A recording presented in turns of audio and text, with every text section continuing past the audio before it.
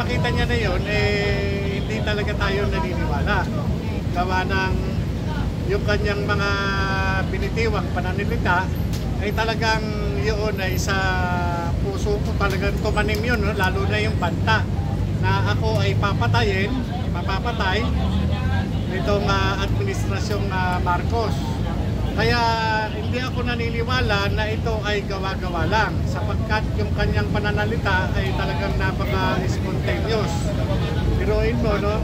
At hindi lang po yun, yung naging conversation niya dun sa aking kaibigan dahil nung pinapalo up niya ni Picoy, yung aking kaibigan na si Romy Enriquez, ay tinatanong kung meron na akong desisyon tungkol dun sa pananahimik ko. Nagbiro pa nga ako, sabi kasi sa akin, kung ano raw ang gusto ko, ibibigay naman.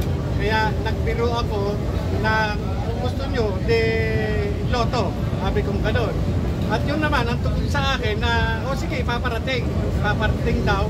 At yun daw ang inaantay itong si Lam, yung isang Lam, pero binawi ko rin agad yun. Sabi ko, hindi. Sabi ko, at nakumpisahan ko na ito na mag-testify dito sa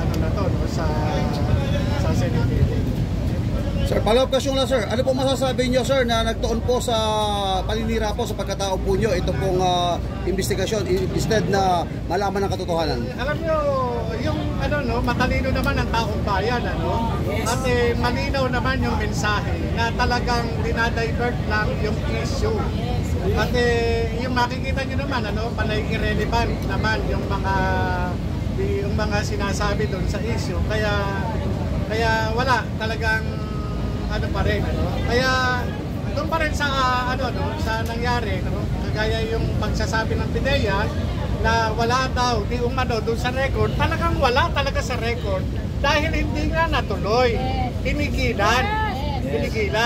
Kaya ito sa akin lang nakapako lamang yung aking personal na kaalaman doon sa sinabi ng confidential informant. Ito yung pagpapakita niya ng 5 litrato na itong nasa litrato si politician Bongbong Marcos na sumisinghot ng white powdery substance.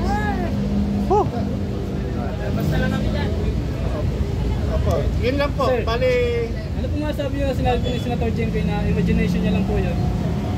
Ay nasa kanya yun, nasa paniniwala niya Kagala ko na lang yung opinion niya. Yes, go.